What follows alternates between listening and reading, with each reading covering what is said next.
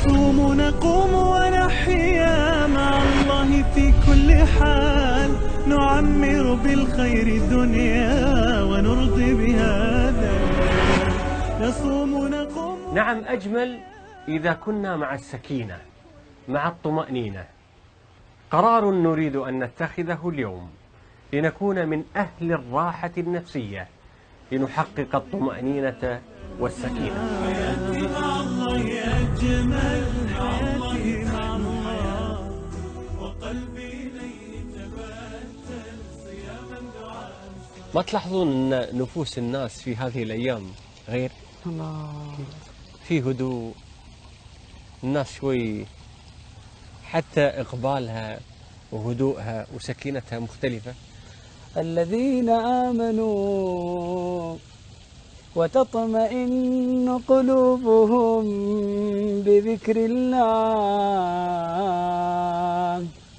ألا بذكر الله تطمئن القلوب، ألا بذكر الله تطمئن القلوب، ألا بذكر الله تطمئن القلوب. الذين آمنوا وعملوا الصالحات طوبى لهم، طوبى لهم وحسن مآب. ما في سبب إلا هذا السبب. الناس ارتاحت في رمضان لأنها تذكر الله. الناس ارتاحت في رمضان لأنها تقوم بين يدي الله ومقبل على طاعة الله. الناس يا أخي يا أبو حسين، الناس أصبح ال 24 ساعة طاعة، صيام 14 ساعة في النهار، وقيام وقراءة قرآن وصلة أرحام، وصلة أرحام وتفطير الصائمين وفقراء وصدق ومساكين ودعاء عند الصوم. من هنا يرتاحون، بالقوة يرتاحون. ألا بذكر الله تطمئن القلوب. وفي كمان سبب ثاني، المعاصي قلت، البعد عن الشهوات زاد. يعني قصدك ان هذا حالنا يا جماعة؟ هذا حالك لما تكون قريب من الله. 1 زائد 1 يساوي 3 يساوي 2. انت ارتحت في رمضان لانك قربت من مصدر السعاده. يا سلام، قربت من مصدر الراحه النفسيه. يعني هالدعاوى حتى الدعاة وأئمة المساجد لما يقول يا جماعة اقتربوا اتقوا الله كذا، لما يقولوا تسمع داعيه ولا تسمع عالم ولا شيخ يقول لك ما في راحه الا في الدين وفي القرب من الله، في القرب من القرآن. انت تعيش الكلام هذا الحين قاعد نعيش، انت تعيش واقع. الان في رمضان تعيش واقع. انت مرتاح لانك قريب من العزيز الفتاح.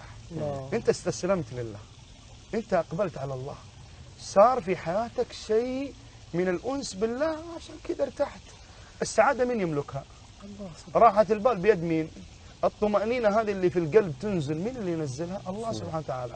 تقرب منه يعطيك اياها الله عز وجل. الله سبحانه وتعالى يقول هو الذي أنزل السكينة، هو الذي أنزل السكينة في قلوب المؤمنين ليزدادوا إيمانا مع إيمانهم. الله سبحانه وتعالى يقول إنما المؤمنون الذين إذا ذكر الله وجلت قلوبهم وإذا تليت عليهم آياته زادتهم إيمانا، زادتهم إيمانا وعلى ربهم يتوكلون.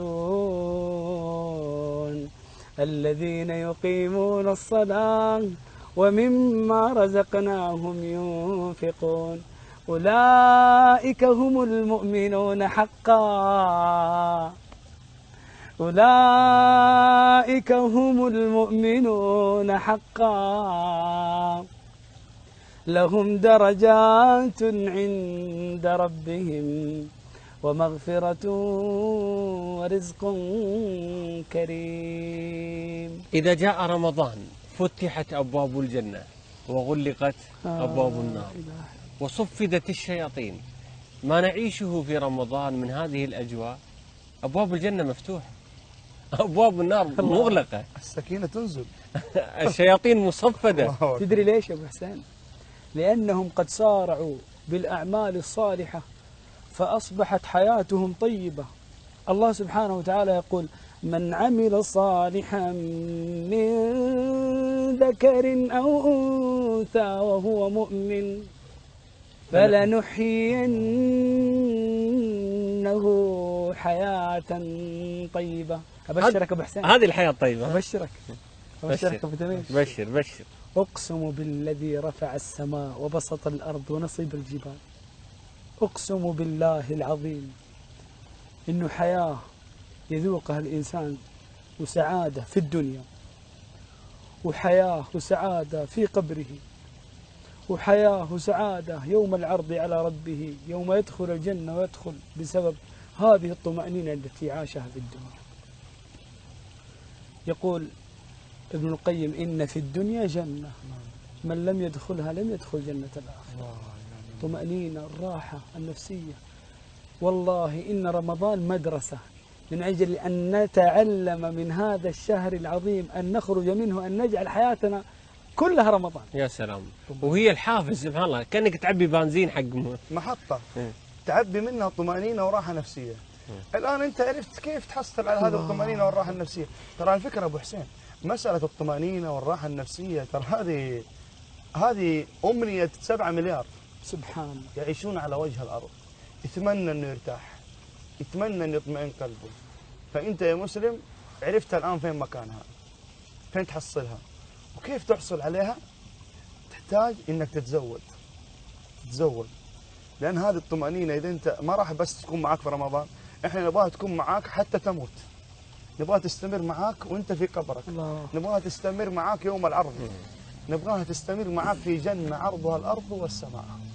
لذلك قال شيخ الإسلام: من أراد السعادة الأبدية، طمأنينة على طول، سعادة على طول، فليلزم عتبة العبودية. يا سلام. كل ما تعبدت لله، كل ما تقربت من الله، كل ما زادت هذه الطمأنينة في قلبك. الله سبحانه وتعالى أخبر أنه لن يجد الطمأنينة إلا من حقق العبودية له سبحانه وتعالى. ما هو هدفنا في هذه الدنيا؟ خلقنا هو للعبادة. وما خلقت الجن والإنس إلا ليعبدون. بقدر ما تتقرب من الله بقدر ما يعطيك الله من الطمأنينة والسعادة والراحة والأنس، ينشرح الخاطر.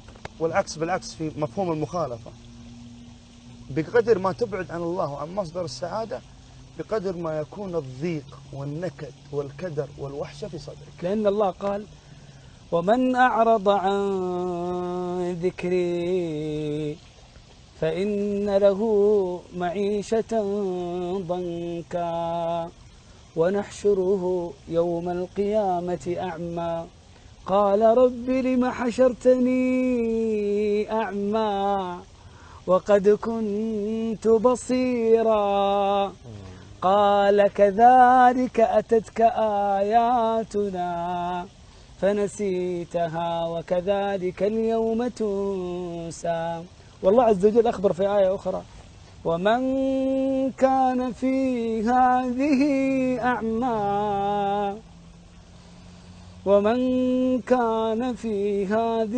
أعمى فهو في الآخرة أعمى وأضل سبيلا.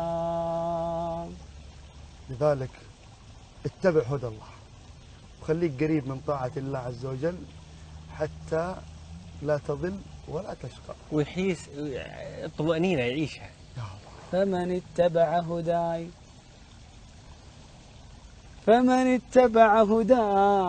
فلا يضل ولا يشقى. يقول ابن عباس: لا يضل في الدنيا ولا يشقى. الشيخ نايف أنا بقول لا يضل في الدنيا، لا يضل في الدنيا ولا يشقى يوم القيامة. الله يعني طمأنينة، سعادة، انشراح. وأقول من أراد الانشراح فعليه بتطبيق تعاليم الإسلام، لأن الله قال في سورة الأنعام: فمن يرد الله أن يهديه، ولعلنا نسمعها من أبو باسل. فمن يرد الله أن يهديه يشرح صدره للإسلام، ومن يرد أن يضله يجعل صدره ضيقا حرجا كأنما يصعد في السماء، كذلك يجعل الله الرجس على الذين لا يؤمنون. اللهم اقسم لنا من خشيتك ما تحول به بيننا وبين معصيتك، ومن طاعتك ما تبلغنا به جنتك، ومن اليقين ما تهون به علينا مصائب الدنيا، ومتعنا اللهم بأسماعنا وأبصارنا وقواتنا أبدا ما أحييتنا، واجعله الوارث منا، واجعل ثأرنا على من ظلمنا، وانصرنا على من عادانا، ولا تجعل مصيبتنا في ديننا، ولا تجعل الدنيا أكبر همنا ولا مبلغ علمنا، ولا إلى النار مصيرنا يا رب العالمين. نتوب نذوب اشتياقا إلى الله في كل آن، فلا شيء أحلى مذاقا كدمع يريح الجنان. نتوب نذوب اشتياقا إلى الله في كل آن، فلا شيء أحلى مذاقا كدمع يريح الجنان. حياتي مع الله أجمل، حياتي مع الله، وقلبي إليه تبتل صياما دعاء صلاة.